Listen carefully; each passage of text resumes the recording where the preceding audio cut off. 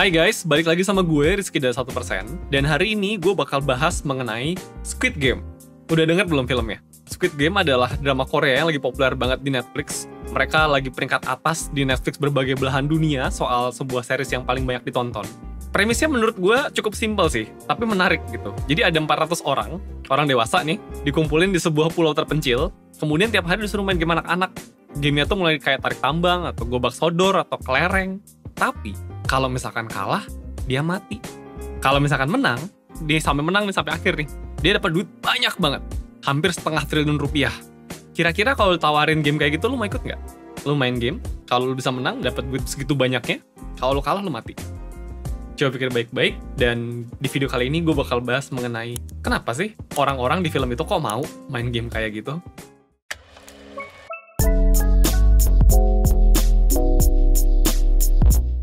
By the way, sebelum masuk pembahasan, gue mau ngasih tahu dulu bahwa sekarang 1% punya membership premium di YouTube. Nah, kalau lu join membership 1% di YouTube, lu bisa dapat banyak banget benefit. Mulai dari lu bisa lihat rekaman live kita, lu bisa dapat webinar gratis, lu bisa dapat konten eksklusif, dan banyak fasilitas lainnya. Cara joinnya gampang, tinggal klik di link ini ya. Nah, buat kalian yang belum nonton, ini mungkin agak spoiler, tapi buat yang udah nonton, ini adalah bagian penting. Jadi, Squid Game itu, kan awalnya kan yang masuk tuh ada 400 orang lebih gitu ya. Nah, setelah permainan pertama, itu yang meninggal tuh lebih dari 200 orang. Sisanya cuma sekitar sisa 200 orang gitu lah. Lalu, setelah sisa 200 orang ini, kemudian dari orang yang ngadain game, itu ngasih pilihan. Kalian boleh keluar dari game ini semuanya, kalau misalkan kalian sepakat mayoritas dari kalian pingin keluar. Normalnya, kita mikir, mereka bakal pingin keluar semua dong, ya gimana kalau tinggal di situ terancam mati. Tapi ternyata, setelah di voting, mereka itu cuma beda satu orang antara yang mau keluar dan enggak. Nah, setelah itu, orang-orang yang tersisa, itu akhirnya secara mayoritas, meskipun beda cuma dikit ya, itu memutuskan, oke, kita mau keluar, kita nggak mau main game ini lagi. Udah nih, beres nih. Mereka akhirnya dipulangin ke rumah masing-masing gitu, nggak lagi dikurung di pulau tersebut. Nah, tapi panitia gamenya ngasih sebuah pilihan.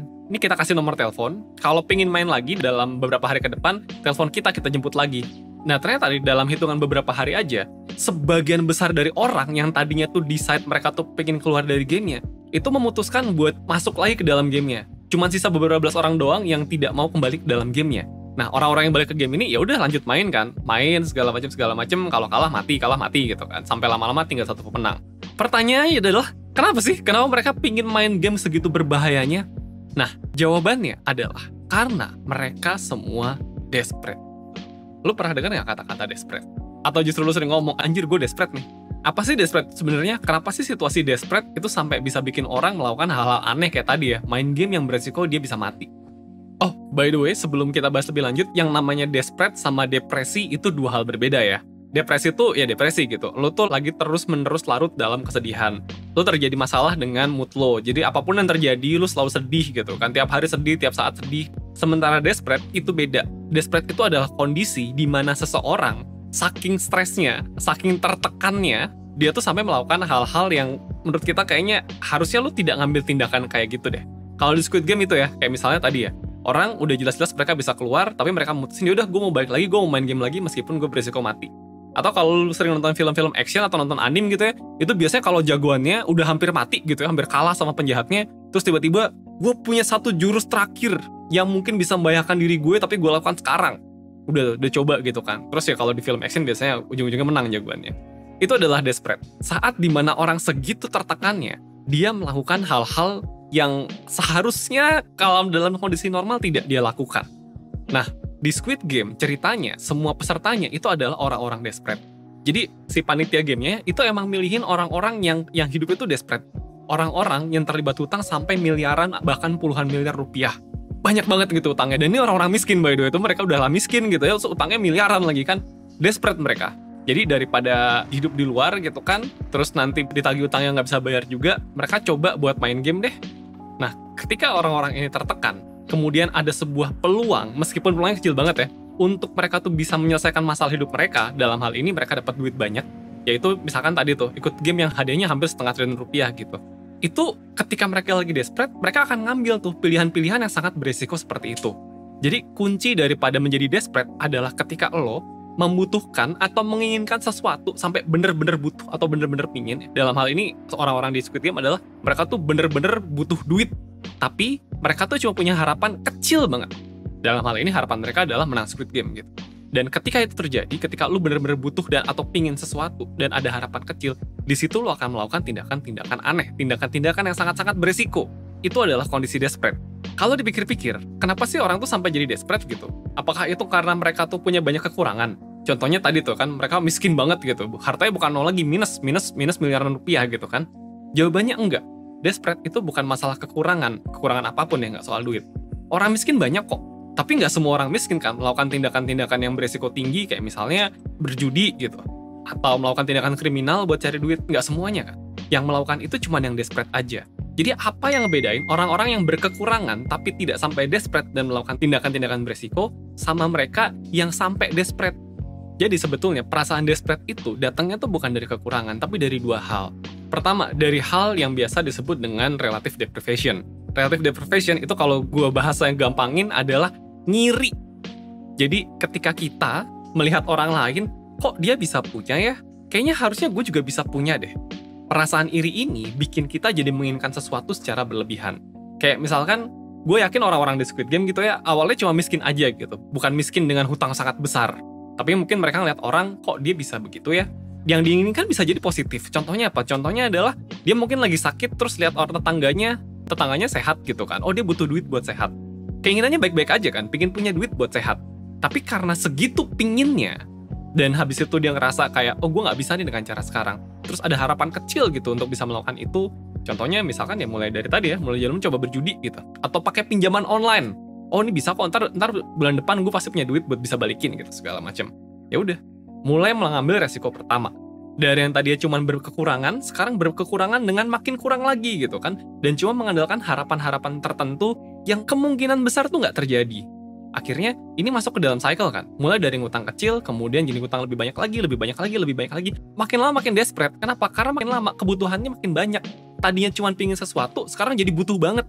Tadinya cuma pingin punya duit beberapa juta rupiah gitu ya, supaya bisa lebih santai. Tiba-tiba ngutangnya jadi puluhan juta gitu ke belakang. Bukan cuma pingin lagi, udah butuh duit puluhan juta buat bayar utang. Terus makin lama makin desperate dong. Makin lama ya, ketika makin desperate, tindakan yang diambil ya makin beresiko. Itu adalah alasan pertama. Karena kita menginginkan sesuatu, karena kita ngiri sama orang lain, oh kok dia bisa gitu, gue juga pingin. Terus kita mulai masuk ke dalam cycle. Itu hal pertama yang bisa bikin desperate. Yang kedua adalah karena kita nggak tahu cara buat keluar dari masalah hidup kita. Ini karena episode-nya tuh diambil dari Squid Game, jadi contohnya kebanyakan duit, mohon maaf ya. Ntar gue pakai contoh yang lain kok abis ini. Nah, contohnya adalah orang-orang yang bilang, oh gue perlu uang untuk membahagiakan siapa gitu. Mungkin dirinya, mungkin orang tuanya, mungkin siapanya gitu kan. Padahal belum tentu juga gitu. Emang punya uang bisa men-solve segala masalah? Jangan-jangan enggak. Banyak banget orang yang terjebak gara-gara stigma ini. Berpikir, oh gue punya masalah, dan masalah ini akan beres ketika gue punya uang. Padahal bisa jadi masalahnya nggak ada hubungannya. Contohnya adalah orang-orang yang punya hubungan buruk dengan orang lain. Oh, kalau gue punya uang, maka orang-orang bakal baik sama gue. Ternyata nggak juga. Ternyata masalah dia tuh bukan masalah nggak punya duit gitu. Masalah dia emang kelakuannya nggak asik aja gitu orangnya. Jadi lu punya duit pun nggak ngaruh. Terus apa coba yang terjadi sama orang-orang kayak gini? Mereka berpikir, oh duit gue kurang banyak aja, makanya gue masih belum punya temen sampai sekarang. Makin cari duit gitu kan. Dan itu nggak akan ada ujungnya. Kenapa? Karena jawabannya bukan itu. Dan padahal ya makin lama, keinginan buat punya duit lebih banyak itu ya lama-lama membuat dia jadi desperate kan. Karena kayak, wah gue punya duit segini belum solve nih masalah gue nih. Gue butuh lebih banyak nih. Terus ya udah masuk ke dalam lingkaran setan aja. Makin lama hidupnya bakal makin tertekan untuk terus-menerus cari duit, padahal bukan itu jawabannya. Desperate, ya udah mulailah masuk ke resiko-resiko yang berbahaya. Dan lagi-lagi gue ingatkan, ini nggak cuma soal duit, bisa juga soal yang lain. Contohnya soal afeksi gitu, atau perhatian, atau rasa cinta dari orang lain. Banyak kan, mungkin lo sering denger ya, atau bahkan lo pernah menjadi seorang bucin gitu ya, yang ngerasa kayak lo harus banget dapetin seseorang buat jadi pasangan lo supaya lo bisa bahagia gitu kan. Somehow yang tadinya gue pingin banget memiliki dia sebagai pasangan gue gitu kan. Tapi harapannya kecil, mungkin nggak cocok, atau mungkin kurang ganteng buat dia, atau gimana gitu kan. Tapi harapan tuh ada kecil, tapi lu pingin banget gitu. Akhirnya lu mulai melakukan tindakan-tindakan aneh gitu kan. Hal-hal yang sangat-sangat tidak cool, tapi buat maksa supaya dia mau jalan sama lo atau apa gitu kan. Nah setelah lu udah melakukan hal-hal aneh kayak gitu, makin susah dong buat mundur. Tadinya cuma pingin banget jadi butuh. Karena kalau misalkan gue udah melakukan segala kegilaan dan keanehan ini dan gue nggak dapet juga gitu kan, gue ambiar. Ingat, ini adalah awal dari sebuah desperation. Tadinya tuh pingin banget, terus karena lu sudah invest sesuatu yang cukup aneh, cukup gila di situ, berubah jadi butuh banget, dan makin lama kan makin desperate. Jadi lingkaran setan, berlaku buat semua hal, mau duit, mau temen, mau apapun. ya. Jadi buat kalian yang selama ini hidup mengejar sesuatu dan terjebak ke dalam lingkaran setan, terus habis itu melakukan hal-hal yang beresiko tinggi karena kalian desperate, gue minta sama kalian berhenti sekarang, sebelum terlalu jauh. Lu punya utang kebanyakan, please jangan tambah utang lagi. Fokus ke gimana cara benerin yang kemarin. Lu udah spend terlalu banyak hal aneh buat bisa dapetin temen atau dapetin pasangan dalam hidup lu, please jangan tambah lakukan hal aneh lagi. Berhenti sekarang sebelum semuanya makin ambyar, oke? Dan gue gak cuma minta lu berhenti, tapi gue juga bakal ngasih beberapa ide yang mungkin bisa ngebantu lo untuk keluar dari situasi desperate ini. Yang pertama tadi ya, berhenti sekarang juga melakukan hal-hal yang bakal bikin lu makin desperate. Keluar dari lingkarannya secepat mungkin, itu hal pertama. Hal kedua, kalau alasan desperate lu adalah karena lu menginginkan sesuatu akibat lu lihat orang lain, oh kayaknya dia punya begini enak ya, gue juga pingin gitu. Ingat, pingin bisa macam-macam, nggak cuma duit, nggak cuma barang, bisa juga orang gitu. Oh dia kayaknya punya pacar cantik, enaknya gue pengen punya pacar cantik juga. Jangan fokus ke orang lain punya apa terus lu pingin juga. Fokus ke lo butuhnya apa, itu yang lu cari. Yang ketiga, kalau emang alasan desperate lo itu berawal dari lo pingin nge-solve sebuah masalah, cari solusi yang tepat. Kayak tadi, ketika masalah lo adalah kesepian, solusinya bukan dengan cara makin kaya jadi punya temen. Lo harus tahu, lo makin punya banyak duit, makin susah cari temen, tahu?